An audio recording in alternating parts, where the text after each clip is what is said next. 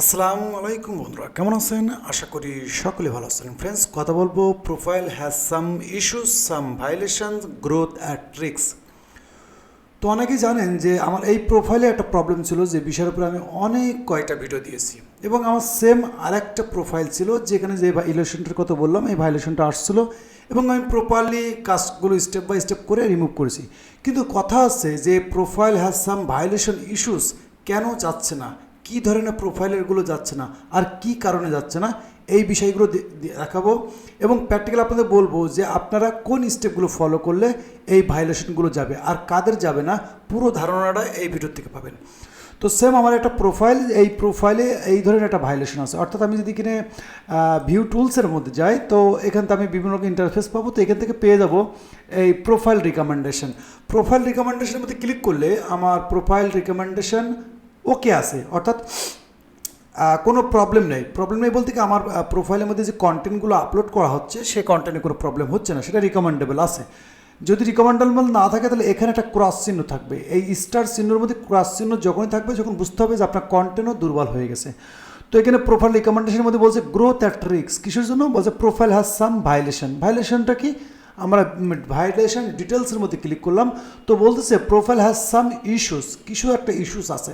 তো আমি এর আগের ভিডিওতেও বলেছি যে এখানে কিন্তু অ্যাকাউন্ট স্ট্যাটাসে নো রেস্ট্রিকশন, কোনো রেস্ট্রিকশন নাই, কোনো প্রবলেম নেই। কী জন্য?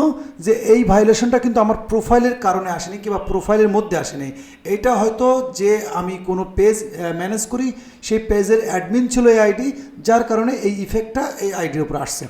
তো এখানে প্রোফাইল হ্যাজ সাম ইস্যুস মধ্যে বলছে অ্যাকশন ইভেন্ট টোকেন, তো বলছে নেগেটিভিটি অর সেক্সুয়ালি অ্যাক্টিভিটি। তো আমি এর আগে বলেছি যাদের প্রোফাইলের মধ্যে এই সেক্সুয়ালি অ্যাক্টিভিটি আসবে সেই প্রোফাইলের ভাইলেশন কিন্তু অনেক লেট হবে, এমনকি যাইতে নাও পারে।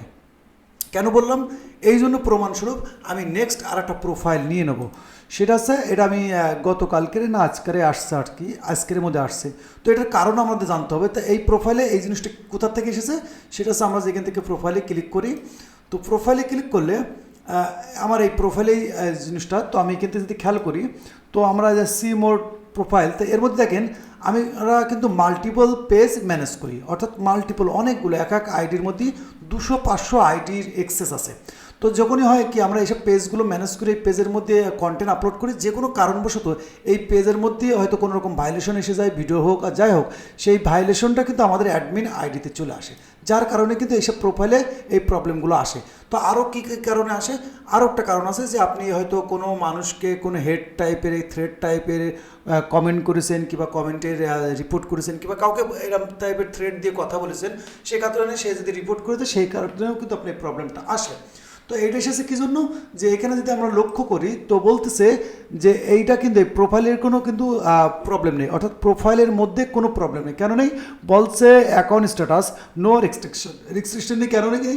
তো এখানে দেখবেন যাতে গ্রোথ অ্যাট রিস্ক আর প্রোফাইল হ্যাজ সাম ভাইলেশন থাকবে, তো এই স্টার্সের মধ্যে যদি একটা ক্রস চিহ্ন থাকে, একটা ক্রস দেওয়া থাকে, তাহলে বুঝতে হবে আপনার প্রোফাইলের উপরেই সমস্যা, অর্থাৎ প্রোফাইল দিয়ে কোনো প্রবলেম করেছেন। আর যদি প্রোফাইলের উপরে না থাকে, তা সেক্ষেত্রে কিন্তু আপনার প্রোফাইলের মধ্যে যে ভিডিওগুলো আপলোড করেন, কন্টেন্ট আপলোড করেন, সেক্ষেত্রে কিন্তু কোনো প্রভাব পড়বে না। এত কথা কেন বলছি? আমরা সেই স্টেপে যাব। তো আমার সেম কায়দার কিন্তু আর একটা প্রোফাইল আছে। ওকে, তো এই সেম প্রোফাইলেও কিন্তু এই সেম ইস্যুটা আসছে। কবে আসছে সেটা আমরা ভালো করে দেখবো। তো এখানে বলছে post against war community stand war negativity, ওই একই, অর্থাৎ সেক্সুয়ালি অ্যাক্টিভিটি। তো আমরা নেক্সট পেজে গেলে তো দেখেন এখানে 19, অর্থাৎ আজকেরই আসছে, মেবি আজকেরই আসছে। একটা পোস্ট ছিল, অর্থাৎ একটা ফটো ছিল, যে ফটোর মধ্যে হয়তো কোনো একটা সেক্সুয়ালি অ্যাক্টিভিটি কিংবা কোনো একটা অ্যাক্টিভিটি ধরেছে, যার কারণে কিন্তু এই ভাইলেশনটা আসছে। কোথায় আসছে? এখানে দেখবো। তো দেখেন সেই সেম জিনিস এখানেও আসছে, যে গ্রোথ অ্যাট রিস্ক, কিন্তু এই প্রোফাইলের মধ্যেও কিন্তু কোনো ক্রস চিহ্ন নেই, অর্থাৎ এই প্রোফাইলের কোনো সমস্যা নেই।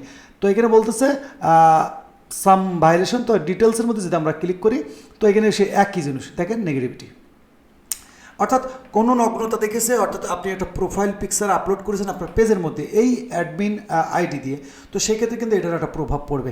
তো বোঝা যাচ্ছে যে এই আইডির ওপরে পেজের কারণে এসেছে, আর যদি আপনার সরাসরি প্রোফাইলের কারণে আসে সেটার রিজন কিন্তু আলাদা। তো এই প্রবলেমগুলো আমরা কীভাবে সলভ করব, আর এর আগে আমি কীভাবে সলভ করেছি সেই বিষয়ে কিন্তু আমি প্রায় অনেকগুলো ভিডিও দিয়েছি। এটা আনার কারণ আছে, অনেক ভাই ব্রাদার কমেন্ট করতেছে যে ভাইয়া এই যে জিনিসটা এই টেক অ্যাকশান হয়ে আছে, তো কী জন্য আছে? আমি এটাকে কিন্তু অলরেডি রিভিউতে দিয়েছি। কিরাম? এটা কোথায় পাবেন?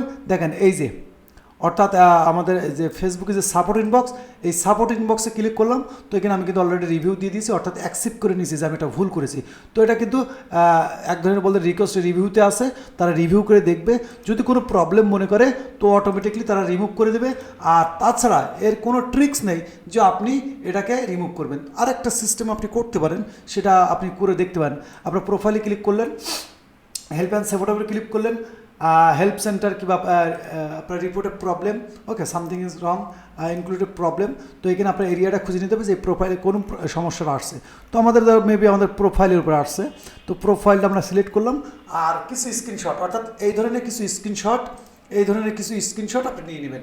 নেওয়ার পরে আপনি এখানে প্রপারলি এই স্ক্রিনশটটা কিন্তু অ্যাড করে দেবেন। অ্যাড করে দেওয়ার পরে আপনি কিছু ডিসক্রিপশন লিখবেন, অর্থাৎ লিখবেন এমন যে ফেসবুককে বোঝানো যে ডিয়ার ফেসবুক টিম, আমার ফেসবুক প্রোফাইলের মধ্যে এই ধরনের ভায়োলেশন আছে। কেন আমি একটা পেজের মধ্যে একটা পোস্ট করছিলাম ভুল করে, সেই পোস্টের মধ্যে কিছু ভায়োলেশন দেখা দিয়েছে, যার কারণে আমার প্রোফাইলের মধ্যে এই প্রোফাইল ইস্যু আসছে।